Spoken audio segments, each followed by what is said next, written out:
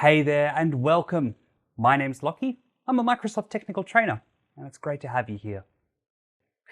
In this video series, we are going to be looking at privatizing services in Azure that we typically access via a public endpoint. There are two different offerings that will allow you to do this, and they operate in fairly different ways. The first is going to be service endpoints. These are the no-brainer thing that we can easily put in to take a public service and allow an easy egress and ingress point from inside one of our virtual networks. We're also going to look at private endpoints which are deployed by the private link service. Private link is a great way for you to be able to take something that usually has a public endpoint and give it a private IP, whether it be in your virtual network or in a client's virtual network. I've also got a section purely focused on how to integrate DNS when it comes to the private link service. We want to make sure that things work nice and smoothly and reduce your administrative overhead. So I'll show you how to get that done. Up ahead, we're going to be looking at service endpoints and how they function. Service endpoints are an extremely useful way to be able to take a public service, or more specifically a publicly addressable service like a storage account or a database in Azure, and be able to bring that in an optimized pathway into your virtual network. But it's more than just optimization. There's a security lens to service endpoints, which is something that comes up pretty frequently in my conversations with clients. So we're going to be looking at both aspects of this.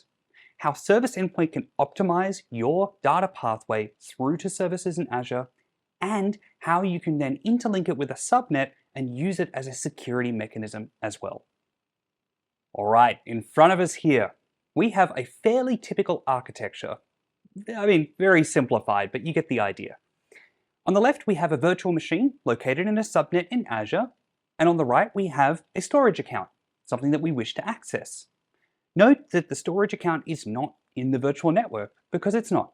Storage accounts, like many aspects and many offerings in Azure, all have a general public endpoint that we access, blob.core.windows.net. or the like.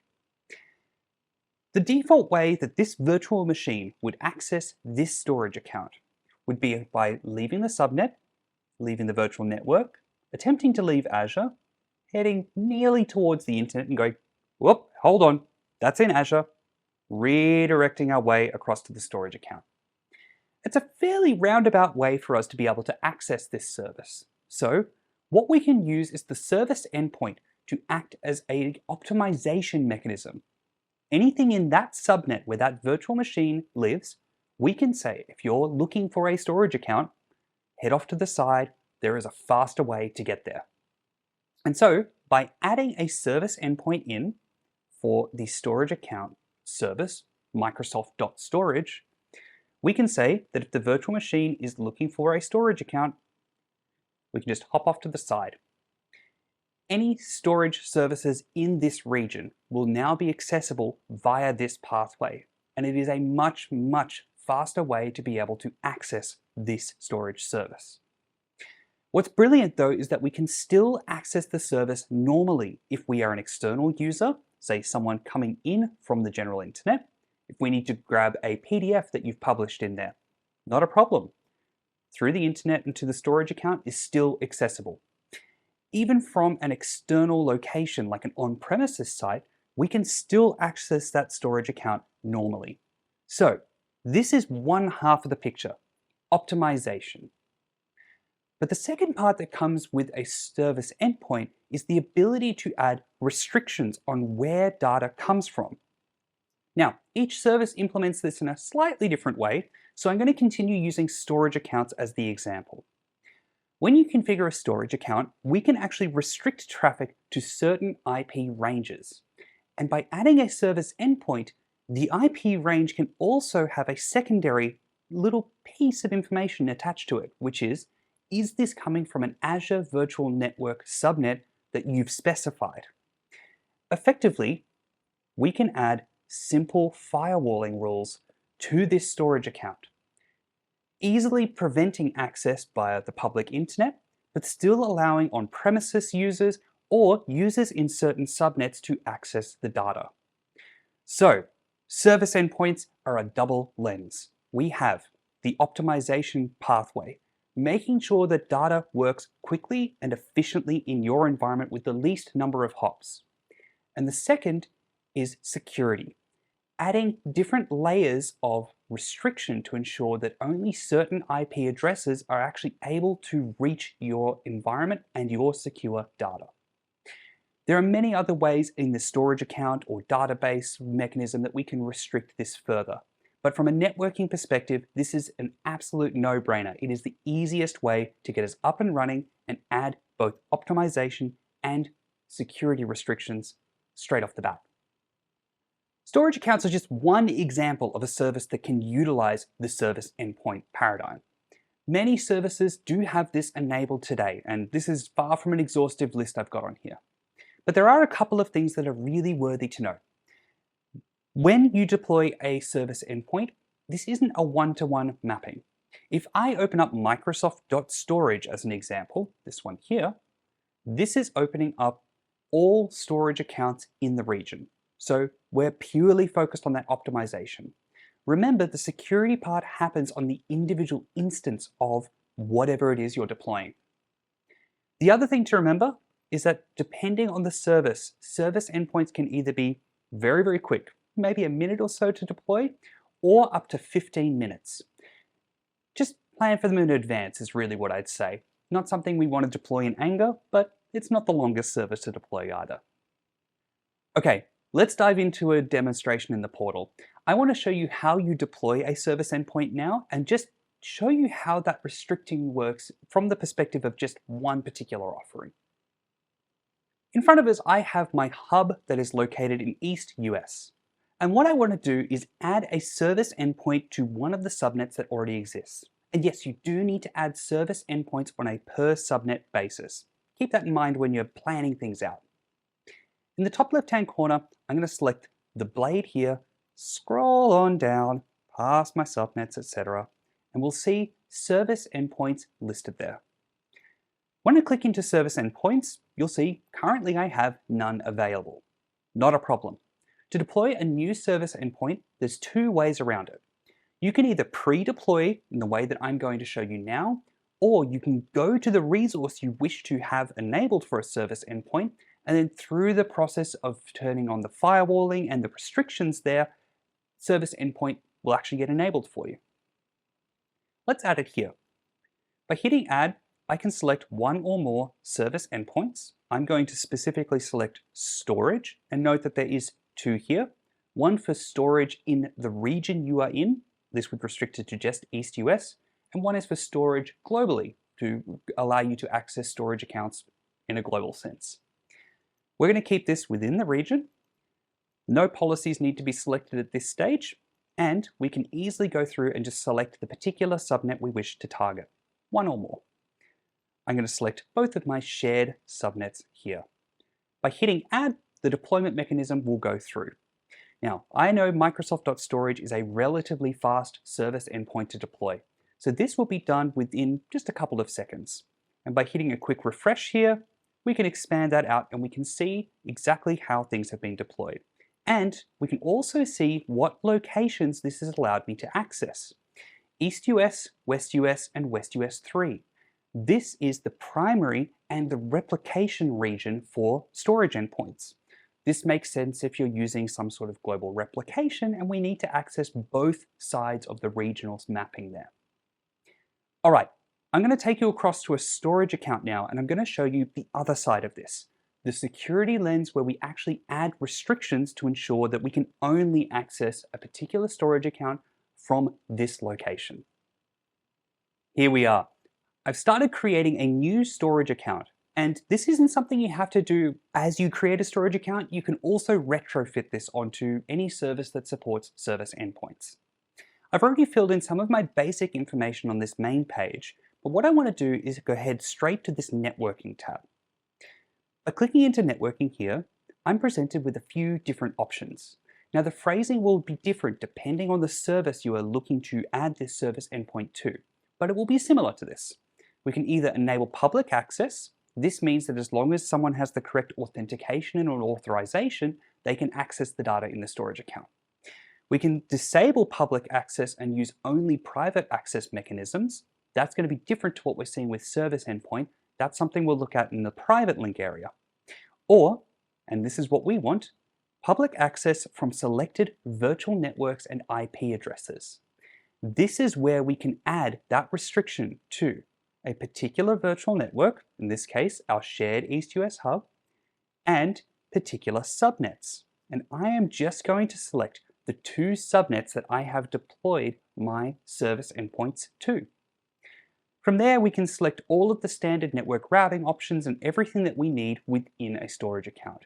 But the moment I hit create on this, if I am a public user, I can no longer access this storage account even though it has a publicly addressable endpoint. I have locked this down so only traffic originating from that virtual network can establish a connection. Easy, simple setup. Additionally, we can obviously add other IPs down the line, including things like our on-premises data center ranges or any other private restrictions that we need to kind of add in to make everything work. Service endpoints are designed to be as simple as this. Really just a couple of clicks, a review, and a deploy, and you'll be good to go. Up ahead, we're going to be looking at private link and private endpoints. Now, these two services are interlinked together. Private link is something that manages private endpoints and allows us to deploy them into our environment and into external client environments. In fact, that's what private link was originally designed for. I have an offering, I wish to offer it to someone, so I want to be able to deploy a service into their virtual network. It's certainly grown from there. Many other people use it in many other ways, but we'll go through all of that as we go through it.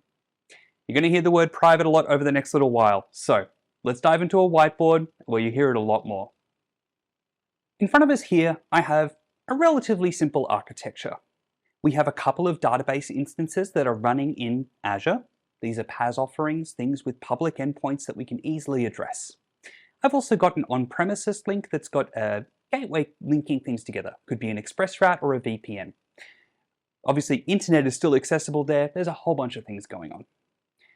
Our goal at the moment is that we want our virtual machine on the left-hand side that sits in the subnet to be able to access one of these databases, but I don't want it to pass over the public internet in any way, shape, or form. Now, this could be for a whole range of reasons, but you know where most of my customers needed this? Migrations. If I'm running a legacy application that is expecting a database or an endpoint to be on a private IP and there's no way around that, it needs to be on a private IP. So how do we achieve this? Well, the typical way that we would access one of these databases is via that public endpoint, effectively via the internet. Now we can add extra layers of restrictions to this, but from a networking perspective, that's how it functions. If we want to restrict this further, private link might be the way to go. Private link can establish private endpoints, effectively network interface cards, in your virtual network that act as the location to access a service in Azure. When I say a service, I mean a single instance of a service. This is not necessarily just for optimization. This is purely for bringing a public service into a private space exclusively. So what we do is we provision a private endpoint that represents this SQL server. And private link acts as a liaison between the two. And at this point, this is a normal network card, just like you would have on a virtual machine. It gets a private IP, it's in a subnet, you can just access it normally. So if this virtual machine needs to make a database connection, it heads across to the subnet, it reaches out to that private IP, and it's done. Private link and private endpoints like this make a humongous difference to efficiency of routing across private enterprise networks. It also has a really nice added benefit, which is that if I have an external connection running into a gateway in my virtual network, all of that traffic has traversed over private IP addresses. This allows us to use private peering alone for ExpressRoute rather than Microsoft peering, and it gives us more flexibility with how VPN connections can work as well. So, huge benefits for the hybrid organization. The third big benefit is from a security lens, and a pure security lens. we can now effectively turn off any public addressable access to this SQL database. This means that even if someone has the correct authentication and authorization and theoretically knows where that DB should be, they'll simply return a 404. It's like it never existed.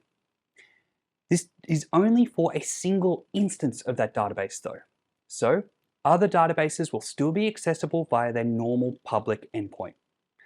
It's a really interesting way to lock single instances of a service in your environment down into a virtual network.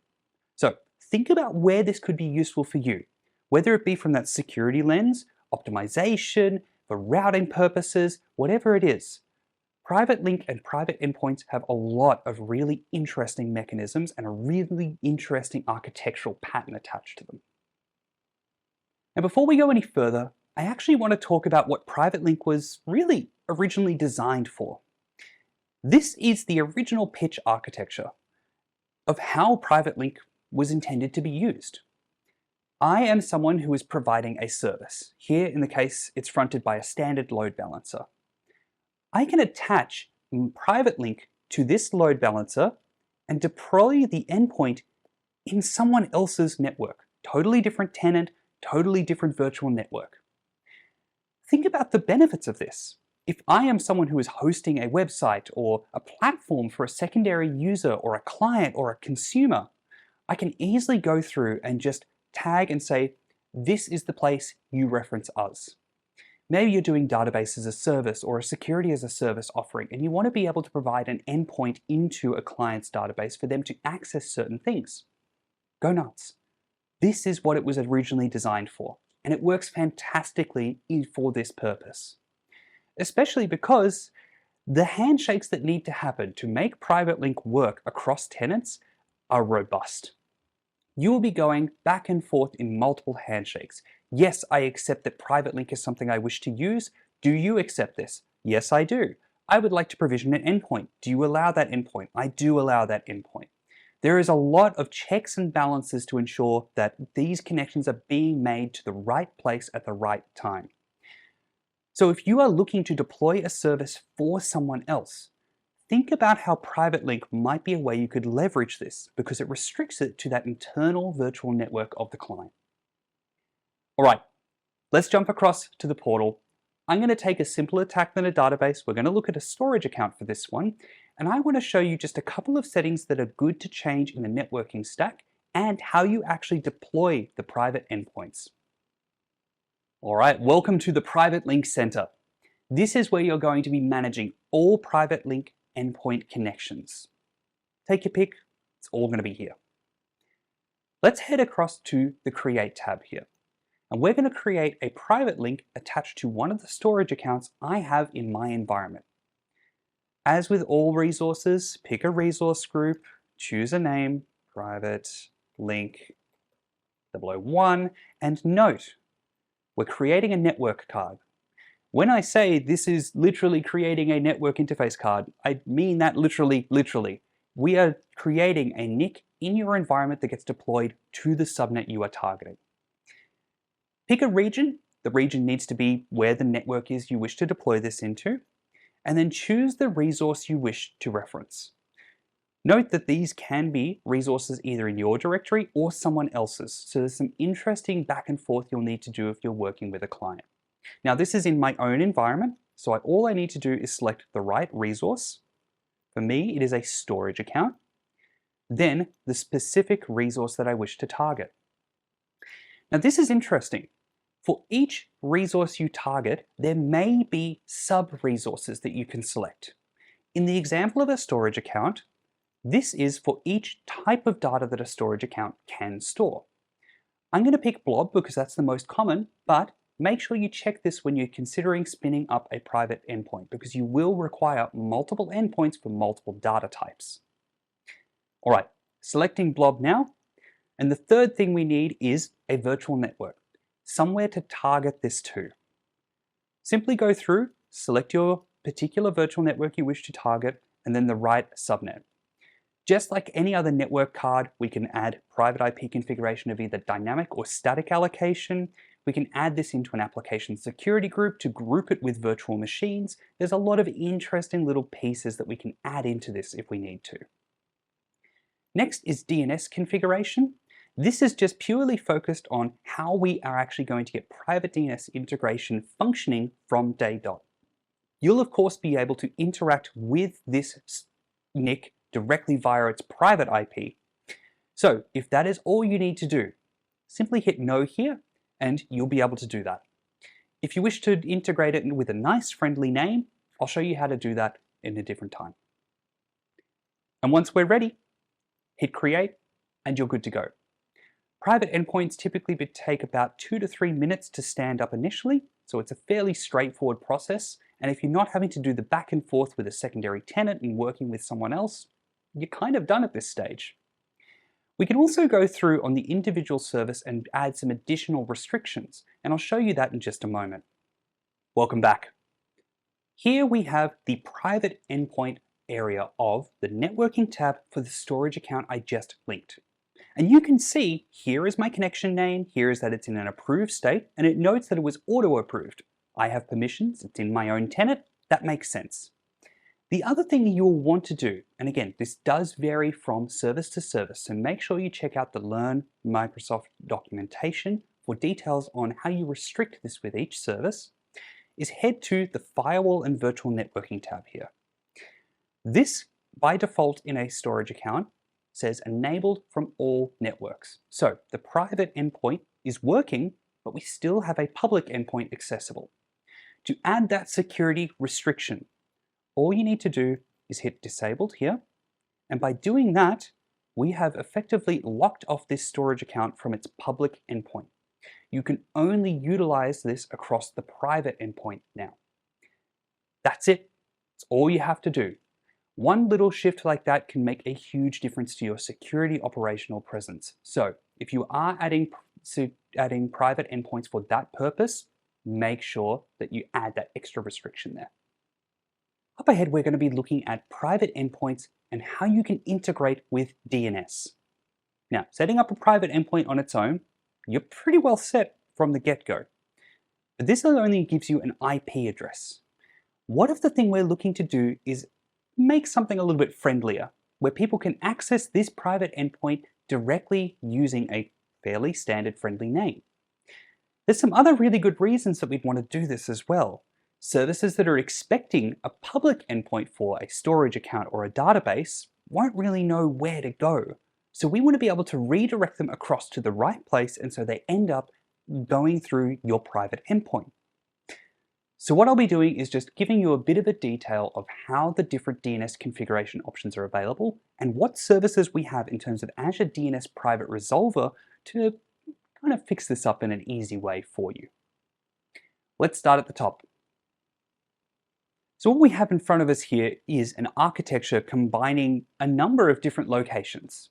We have virtual networks in a hub-spoke model, and we have an enterprise network connected via ExpressRoute.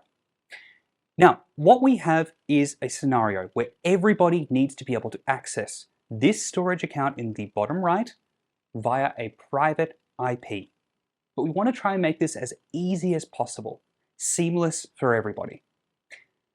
Let's start with the easiest one. If the private endpoint is in the same location as the virtual machine, same subnet or same virtual network, there's not too much else you really need to do. You're kind of set already. We can easily see one another. But the next thing we need to do is how do we handle things that are in the hub or on premises? For this, we are going to require the use of a DNS forwarder, either one that you roll yourself or one that we have as a service. This is your call. But what we need is something that is able to reference the Azure provided DNS across that 168.63.129.16 IP address to be able to reach out, find where the private link service is, and redirect across. All right, hopefully that's a good initial picture. Let's actually go one step deeper. I want to show you how private link CNAMing records are designed to work. If you need to reach out to one of these IP addresses, how can you set this up if, for example, you wanted to do this entirely on your own? Right here, I have a number of different DNS zone configuration examples for different services in Azure. Let's take here my storage account in blob. So we are trying to get to blob.core.windows.net. If you are running private link, what we are effectively going to do is say any requests for this storage account.blob.core.windows.net, we will redirect that, CNAME it, across to private link.blob.core.windows.net. So we are redirecting to the private link service. Private link then looks up a DNS zone that you will create in your environment that then contains the IP record for that particular NIC you're wishing to establish. Again, working our way all the way through here, this is a whole bunch of just text on a screen. This, I think, is the best explanation of how this actually functions in every DNS flow. Working our way 1 through 5. Client requests a storage account or a database. Goes through to Azure provided DNS. The recursive resolvers reach back out to the private DNS zone, which then returns the IP address directly to the client VM. On the right-hand side, you can see the exact flow of this and how the DNS querying functions. For those that are familiar with DNS and have done work in this space before, you will see that there is a very clear workflow there. So if you wanted to do this on your own DNS servers, you can. I've known a couple of customers to do it, but I will say it struggles to scale because each time you establish a new private endpoint, you need to add this DNS workflow into your environment. I have a strong recommendation to not try and DIY this. Look to something like Azure DNS Private Resolver as a mechanism to fix this for you. What DNS Private Resolver does is just all the work that you would expect for a DNS forwarder, but the big thing is that it is able to work across virtual network links. When you create Private Resolver, you will be given 2 different endpoints. One for ingress and one for egress. You'll send requests in to the inbound endpoint, it will do its lookup, and then it creates the forwarding rule sets in itself to ensure that it all functions nicely. This works extremely well if you are looking to set things up within an on-premises environment as well, because all you need to do is set up 2 little forwarders that say, hey, if you're trying to find something on blob.core.windows.net, go look at the private resolver and let it sort it out. This is by far the easiest way to get things up and running in your environment and ensure that it all works correctly. Now, of course, if you do want to roll this yourself, there is great instruction in the Azure Architecture Center on how to set up different types of resolver loops using DNS private resolvers in a hub or instigating them elsewhere within the Azure network. But this will be my recommendation. It really does keep a hub-spoke topology significantly easier to manage and will assist with your day-to-day on keeping up with all of the new private endpoints your business will create.